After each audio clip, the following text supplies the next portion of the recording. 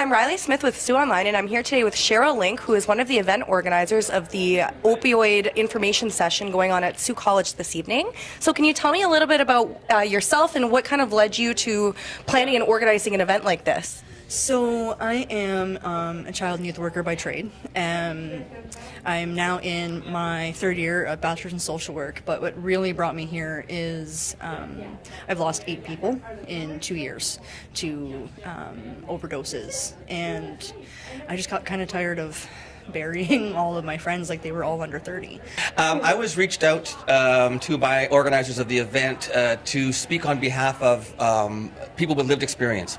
So I actually had an addiction to crack cocaine. I went into treatment for it at the Donwood Clinic in Toronto, Ontario, and I relapsed here in Sault Ste. Marie after I came home a couple of years later. And I went back into treatment right here locally at the East Street Clinic. So I'm 13 years clean now. Congratulations on that. Thank you very much. And so basically what they wanted me to talk about was how addiction doesn't really discriminate. And Leanne's going to show us naloxone kits and exactly how they work.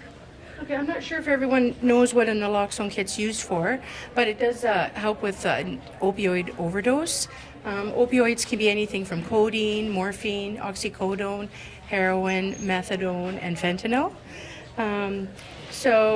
As you know, across the country, we're in an opioid crisis. So the federal government passed a law. It's called the Good Samaritan Law.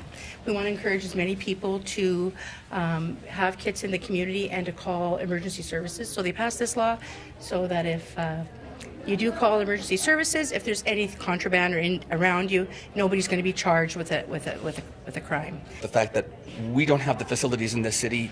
If I were an addict in Sault Ste. Marie and I were ready to strike while the iron was hot, it's a very small window of opportunity when an addict is ready to get help. And you can't tell that person, we'll get to you in 3 months. Or you're 17 years old, that's fine, you're ready to go, you're going to leave town now and get treatment. Why should a teenager have to leave their home and their family at least? I mean, I can understand going into a program where it's residential, where you move in for a month or 3 months, but at least you can still get visits from people and you can still be in touch. To be in another city altogether, so difficult, and I can't imagine going through that as a young person. What are some of the next steps after this meeting, after awareness? Does it kind of depend on what happens tonight, or do you have big plans in motion with the partners that you've developed through this event? We have some ideas for something coming up in the summer. I really can't speak to it because we're still focusing on this one. Absolutely. There is more coming. We're just not sure what.